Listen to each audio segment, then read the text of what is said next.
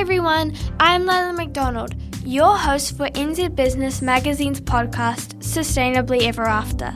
Proudly brought to you by the Milford Foundation, a charity investing in local communities to build a stronger Aotearoa New Zealand. I'll be exploring the incredible world of sustainability and entrepreneurship. On this podcast, I'll be talking to guests who are making waves in the world of sustainability, those who have built businesses with a purpose, those striving to make their companies greener, and those leading the charge for social and environmental change. Welcome to Sustainably Ever After. I'm your host, Lilah McDonald, and today I'll be talking to Bryce Marsden, the Chief Executive of the Milford Foundation, a charity delivering meaningful impact to the communities of New Zealand. The Milford Foundation, supporting education, youth and the environment to build a better tomorrow for all New Zealanders. Find out more at milfordfoundation.co.nz. Bryce Marsden has been with Milford since 2010. Over the years, he has held a number of senior leadership roles and felt it was time to take Milford's charitable values to the next level by leading the Milford Foundation. Bryce is deeply passionate about the difference the Milford Foundation can make for New Zealand. I'm a big believer in education and research and understanding ways to move into new areas and new ideas, to challenge yourself.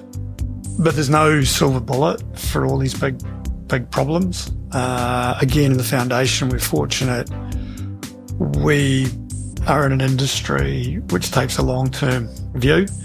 It's going to take a generation to shift the dial on certain things. So how did you come to work at Milford?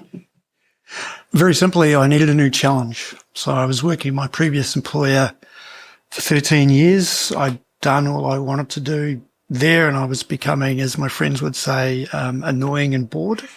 So an opportunity came up to come to Milford. So I came along, I interviewed, I put my CV in, I interviewed, and I got offered the role.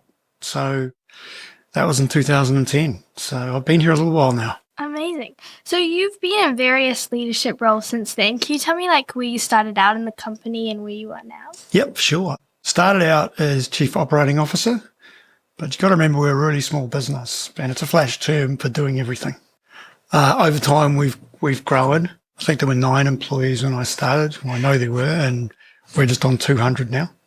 Wow. So I've had other senior roles within Milford, CFO, Chief People Officer. I've been on the board. And again, after about 10 years, I was not becoming bored, but restless. And we'd always talked about Milford, because Milford's very, very philanthropic. It always has been. It comes through from the DNA of the founders and other employees. So we wanted to do something that was meaningful and would matter.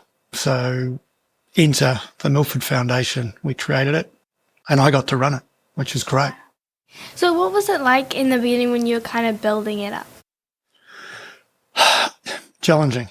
Because you're starting with a blank piece of paper, which is what I love, because then you get to create all the things and do all the bits that you want, and that's what the space I thrive in. But there's a lot to do. There's a lot of people to take on the journey. There's a whole lot of different opinions about what the foundation would look like and who it would support and the areas we'd be involved in.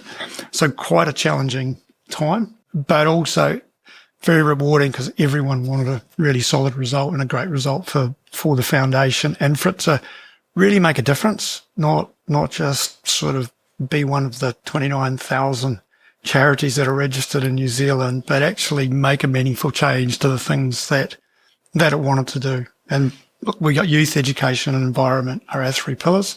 So we focused really hard in there. Yeah, I was just going to ask you a little bit about that, but can you tell me a little bit more in depth about the meaningful change that you are making? Yeah, it's a change designed at the youth level. We're trying to make New Zealand better through looking after the young people or the future generation. Because at the end of the day, they are the people who are going to have responsibility for New Zealand and make all the decisions. People like you. So the more we can help them to be better humans, to have better knowledge, to have better learnings, to have better understandings, the better New Zealand will be. And look, the focus charities that we've got at the moment, and we'll hope to grow it, but still stay narrow, is we've got about 46 young people at university at the moment on our scholarships. So that group are coming through into the world with education at a higher level. They wouldn't be at university if it wasn't for the foundation's support. These are fabulous young people, and they're the solid New Zealand citizens of the future. They will make a meaningful difference in whatever they decide to do in their community. We support Money Time, which is a financial literacy tool. It's in intermediate schools, 10 to 14-year-olds. It's gamified, so kids love it. So we take the teacher out of the equation, and you get an avatar, and you work your way through a whole lot of tests and learnings, and then you get money time money, and then you get to buy stuff or donate to charity, and it takes you through real life experiences, because you want your first experience with money to be a rewarding and a fun one. You don't want it to be a sad and lending and borrowing, and immediately your concept of money is dead. So that's where that one comes in. And another one is 0800 What's Up, which is a helpline for 5-year-olds to 19-year-olds. And it supports them through the moments in life where it's all a bit challenging and I need to speak to someone and I need a little guidance and a bit of help, just to help them through the ups and downs. What's Up's, the title basically means, well, what's up? So whatever's on your mind, at whatever stage, you can give them a call. They have trained counsellors, so that's the right people you should be talking to. So those are the kind of the focus areas for the future generations. So the kids and the young people are coming out with greater skills, better knowledge, and will create a better New Zealand, which is what everyone hopes. How do you, I guess, pick what initiatives you're going to do to have the most impact? That's hard. There's quite a lot of charities out there. Initially, we had to work out what our pillars were. So we've got those three, which narrowed things down. So then we went into, well, what within youth in education do we want to do? So 0800 What's Up came up as one we were familiar with. So we took that on board, because if you've got the right mindset, you can actually learn. If you've got the wrong mindset because you're thinking about a whole lot of other challenges in your life, you're not going to learn it at school. Simple as that. So that one there helps education and youth. But we really try to make sure that the youth are looked after and the education goes through. Because of our investment philosophy here, it's like a funnel. So we've got the pillars, then we go into the areas we want, then we find the charities within those areas. We start with sort of a desktop research because we don't want to interfere with the charity. We want it to continue to do what it does rather than spend a whole lot of time sending us a proposal and those type of things. Once we get down to that, actually this is a contender, then we pick up the phone, go meet them, see what they do, dig a bit deeper, make sure they're sustainable from a financial and ongoing point of view. And then if they're selected, they then go through to present to the trustees and a funding agreement's done. And what I would say is we back people for the longer term.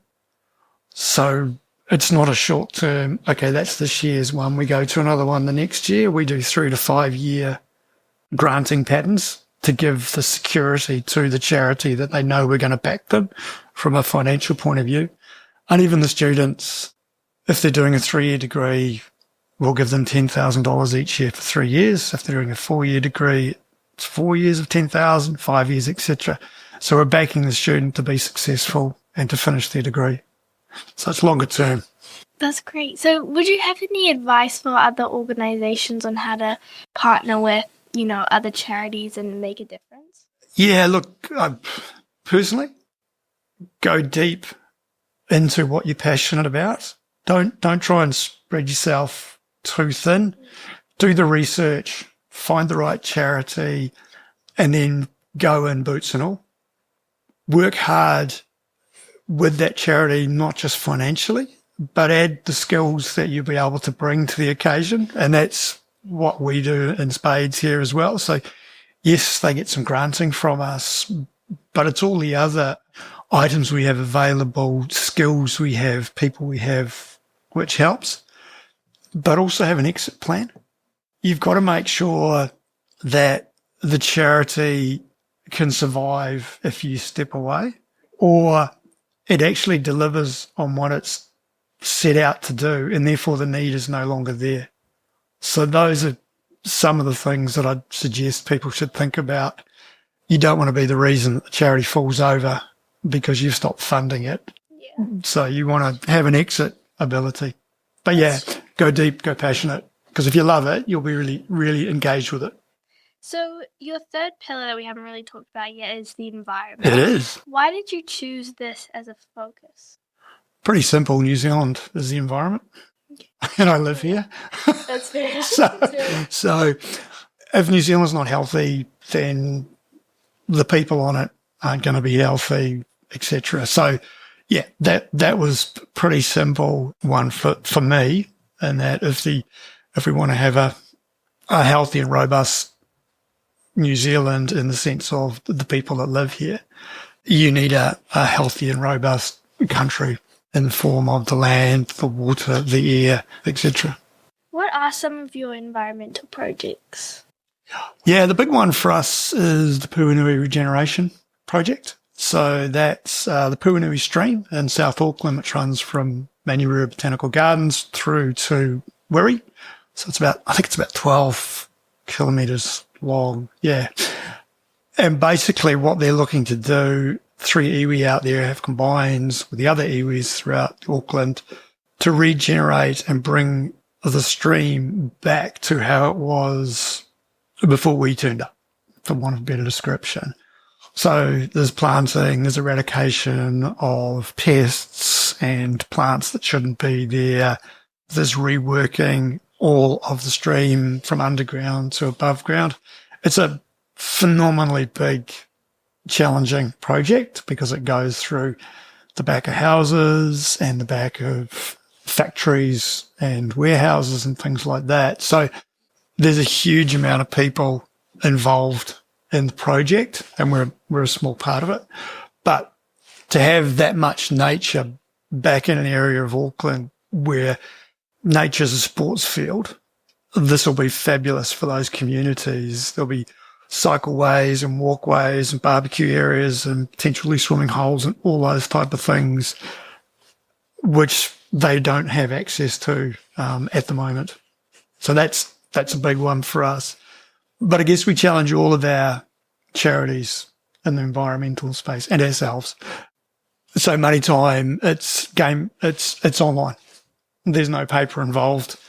We got Sustainable Business Network to work with them to adjust some of their questions that the young students go through to have more an environmental lens and still teach financial literacy. So those type of things just makes the environment more alive for people. And that's kind of how we're doing it. Yeah. Is there anything you do, I guess, within Milford's operations to be more aware of the environment, or, a lot of big companies have trouble balancing profit with environment. What's your view on that? You actually can be more profitable if you balance those. Yeah. So within Milford, we have a pretty low footprint anyway. We're a people business. We don't take raw materials and create something, but we are acutely aware that we do have a footprint. So we look at all the travel we need to do, and do we really need to do it? Or can we simply turn on Zoom or Teams and have the same conversation rather than be there? Some you absolutely have to be there face to face, and that's important to build connections, but others we don't. We don't print a lot. I'm obviously an example of badness, but we tend to look at it regularly.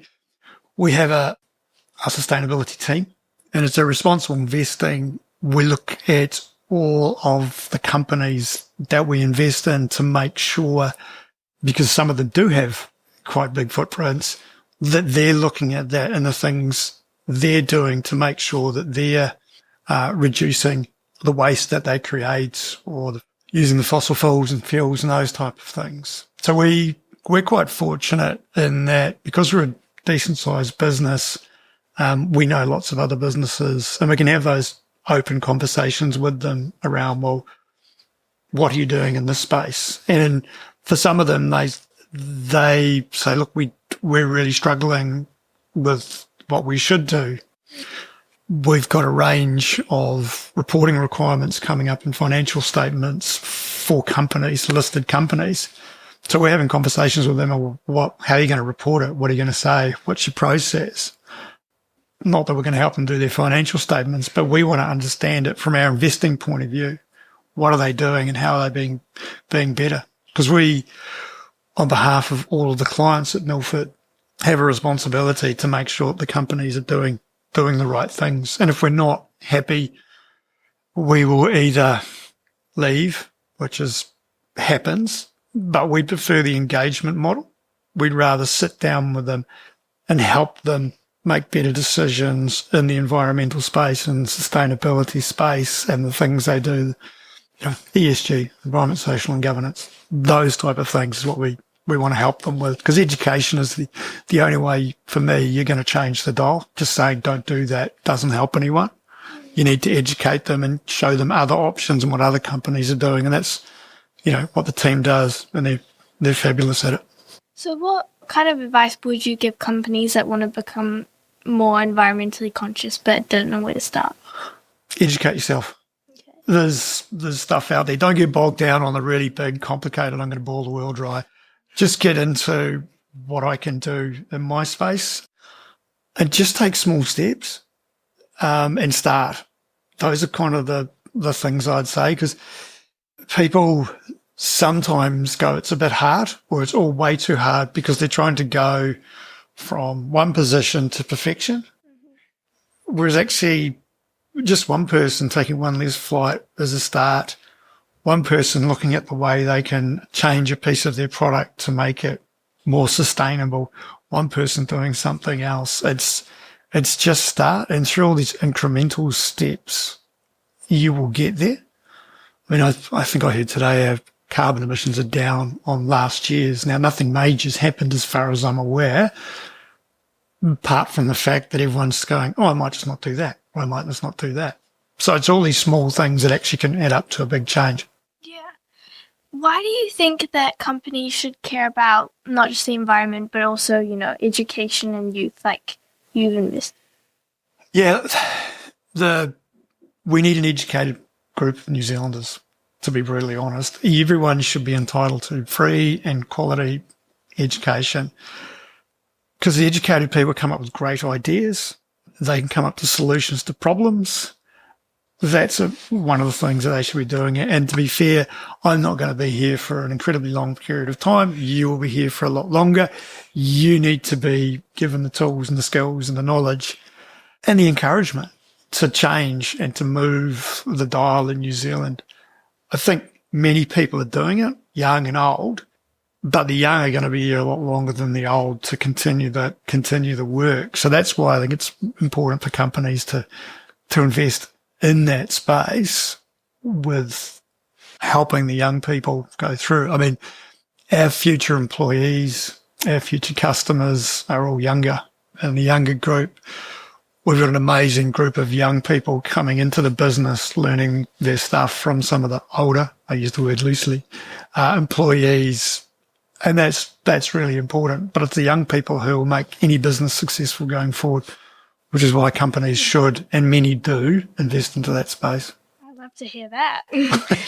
So in terms of Milford's, I just want to learn a little bit, I guess, more about the model. So Milford Foundation gets a lot of its donations from Milford, but Correct. Then I read that they also get some public donations. So what kind of percentage is that, and what's your strategy around getting donations? Yeah, look, I'm very, very, very fortunate.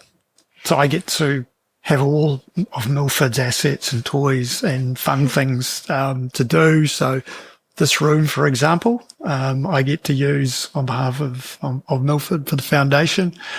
Milford assists us through financial support, significant financial support.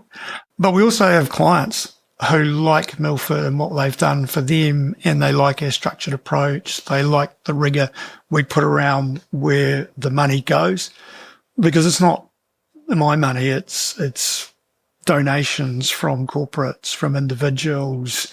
So there's a huge responsibility to make sure that's making a meaningful difference. So yeah, we have to try and make sure that we are doing a good job. So yeah, Milford is a key part of what we do, which is I'm very thankful for that. The board's amazing. The Milford board is very, very supportive, because they know that the benefits of what the foundation does will benefit New Zealand Inc., and they're all New Zealanders who love this country. You know, what I found quite interesting was when I was doing research for this podcast episode, on the Milford website, it's not like they're hugely promoting the Milford Foundation, which I feel like a lot of companies, if they're doing something good like that, it's at the forefront of everything that you see. Why is that, and how important do you think it is to, you know, I guess for a company, if they're doing something environmental, to showcase that? We're humble, I think, is what I'd say.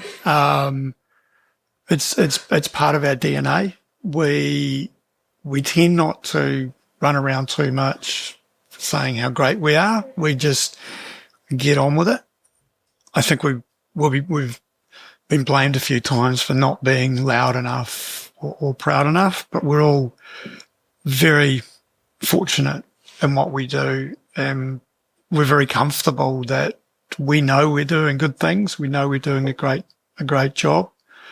I'd always remember we're sitting in the investment committee, and we might have won an award for the prior year, and the head of investments would come in, and we'd be sitting around, and he'd go, okay, well, first of all, I'd like to thank everyone for their work, and congratulations for winning last night.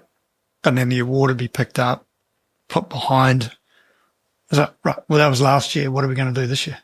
And then we'd get straight into it. Doesn't mean we don't celebrate success, because we certainly do that, but we keep our feet on the ground, which is why you don't see as much of us running around saying all the amazing things we do. We probably should do more of it, if I'm honest, but yeah, the humbleness in us makes us think, oh, well, we'll just keep on doing all the great work we do, and people will find out and know. Yeah, I think that's great. I was really impressed to see that, actually, because a lot of companies would use this as very strongly as marketing and to sell their product or service. And it's hard these days to distinguish what's greenwashing and what's real. So I thought that was actually quite cool. So what do you think are the biggest challenges that you see within the areas that you focus on as in education, youth, and the environment in New Zealand? Ooh, there's lots of challenges. I guess for me, if I go to environment first, it's probably water and air pollution, biodiversity. You know, there's only so many species that are going to survive and that type of stuff. Youth, gosh, COVID was not helpful, to say the least. Young people have struggled post that, and some are better for it. The anxiety levels, social media, is a myriad of things I don't really want to get into, but anxiety is probably one which is quite high on the list of issues I'd like to see gone for young people. It's not ever as bad as you think it is when you're young, but you don't know that because you're young. And I'm speaking from experience. I was young once. Yeah. A long time ago. Amazed I can still remember it. So what are some of the, I guess, solutions that you want to see to these problems? I'm a big believer in education and research and understanding ways to move yourself out of whatever it is, or to move into new areas and new ideas, to challenge yourself. But there's no silver bullet for all these big problems. Again, in the foundation, we're fortunate. We are in an industry which takes a long-term view. We've got clients who we will hopefully have for 40 years, 50 years in KiwiSaver. So that's a long-term relationship, and it will take them 40 to 50 years to build up their retirement savings. We know that a whole lot of incredibly smart people have tried to solve some of the problems in New Zealand, but it takes a while to do it, and they have to start somewhere. But they know it's going to take a generation to shift the dial on certain things. Like the Puanui regeneration project, that's a 40-year project. I was talking to a friend, he's a doctor, and he studies the brain at Cambridge University in the UK. And I said to him, how's the stuff going? He said, oh, it's brilliant. It's going really well. We're probably a couple of years ahead of plan. I said, oh, it's fantastic. I said, when do you finish? And he said, oh, we're now going to be about 45 years away. And I said, but you won't be around. He said, no. He said, but the work I'm doing will be built on by other researchers coming through. But in 45 odd years, they should have this incredibly better understanding of the way how a small part of the brain works. And he said, look, I've built my research off all the research that was done 30 years ago by people who did that to hand it on. So the foundation's similar to that in my mind. We're starting the work, or we're adding to the work, but we're making the change and the transition so that New Zealand is a better place. But it's not easy. Yeah. And it will take time. And it needs a whole lot of younger people to continue that journey when we're not here. What gives you hope when thinking about these issues? Because it can get you down sometimes when you think about. I'm an eternal optimist. People like you. I've got 3 daughters. So there's hope. The younger generation gets it, and they've seen and are learning from the older generation. Just as when I was a younger generation, I was looking at the older generation and learning from that. And you use the good and not the bad, shall we say. So each generation hopefully takes the good and they add to that, and we do less of the bad. So we stop doing things like fossil fuels. We all drive a car and that sort of stuff. My girls are less inclined to do that now. They think they make different choices about using different, electrical powered devices rather than petrol powered, things like that. So that gives me hope. The younger generation gives me hope. That's really cool. What has been the biggest thing you've learned so far throughout your journey at Milford Foundation? I have so much more to learn. I literally, because I'm an accountant by trade, so I have a businessy type brain. It's very, I won't say black and white because that's not quite right, but it's quite structured, it's quite organised, and I'm used to businesses. So I'm used to that type of thing. Stepping into a charity, foundation, philanthropic organisation, whatever you want to call it, that was a completely different group of people I was meeting, different way of thinking, different way of looking at stuff. So I had to retune my mind to have a more balanced approach to, I didn't say long because it was such wonderful people and so generous with their time and talking to me and just trying to educate me because I needed a lot. It was a foreign world. But also they were appreciative of the business mind that I brought. And because you're new to something, you get to ask lots of questions. And to this day, I still ask lots of questions because you need to know. Well, I need to know stuff. That's my accounting brain going, I have to understand that. I've got to know it better. So I just ask lots of questions. So it was a steep learning curve for anyone to come from one to the other, but loads of fun and some absolutely phenomenally nice people in the philanthropic space, very caring and giving of their time. Yeah, great. So what's next for Milford Foundation? We've got a project coming up, but I can't really talk about that because it's too soon. So the real focus is trying to get the best and more out of the charities that we support. So over 100 Watts Up, we've helped them through a few challenges earlier in the year. But one of the things we've been working with them on and encouraging them to do is there's quite a few helplines in New Zealand. Why are there so many helplines in New Zealand? Why aren't you working more together, sharing office space or sharing the same phone system, because phone systems now can recognise numbers and channel them all. So rather than having 3 or 4 phone systems, just have one central one which sends the calls out, and save yourself some money, which you can put back into getting more counsellors, which means you can answer more calls and you can do more things. So it's really working with our charities to help them become better. I mean, our people and culture team helped one of our charities. They were looking, they were trying to recruit someone, but they'd never really done that before. They just said, "Oh, I've got a friend," but they actually needed someone in a position. So that team helped them with the job description, how to advertise, all those type of things, which is their skill set, but not necessarily the charities. So it's really trying to assist them to be better in whichever way we can. And sometimes, through COVID, they just wanted to pick up the phone and talk to someone about how tough it was and how they weren't alone and how they were, we were happy to support them and continue to support them when times were tough. And just, that's important to some charities, just to know that they've got a friend and that someone's there. So there's a whole range of ways we can help the charities, but the aim for the coming period is to just help them lift their game even more. Because at the end of the day, if they can help more people or do better, that's only a better thing for New Zealand.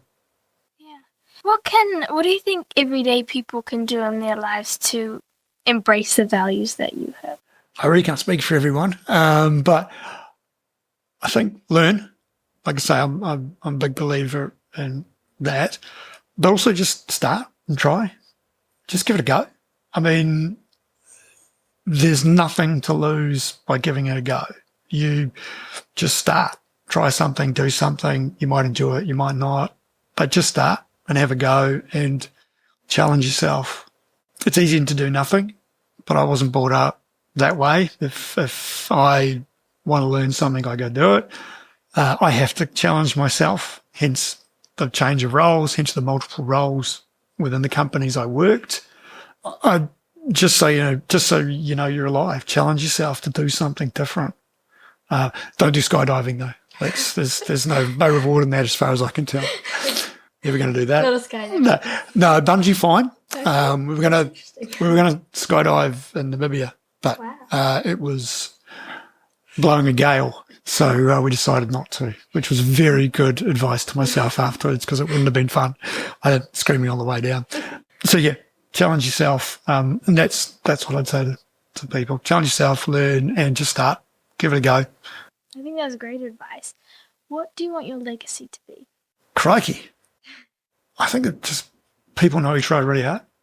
Simple as that. I mean, I just give them all. Sometimes it's hopelessly inadequate. Sometimes it's not bad. And every now and then you go, well, that really worked brilliantly. And it's those little moments that sort of keep you going. It's kind of like when you play golf. I don't play golf, but every now and then I go out and I'll have one good shot and it makes you go back again 4 years later for another good shot. So if you got that one little gem that you go, that actually worked, I'll make this happen. But he tried hard, he did really well, and he moved the dial for New Zealand. That's a great lesson to learn. Just try, just make a start, and one that I hear continuously on this podcast. It doesn't matter how small your first step is, just that you take it. The efforts of Bryce and the rest of the Milford Foundation team have already made such an incredible impact in the education, youth and environment areas. If you want to find out more about their mission, go to milfordfoundation.co.nz. Thank you so much for listening. That was Bryce Marsden from the Milford Foundation on Sustainably Ever After. A special thanks to sponsors of this podcast, the Milford Foundation, working to create a sustainable New Zealand for future generations.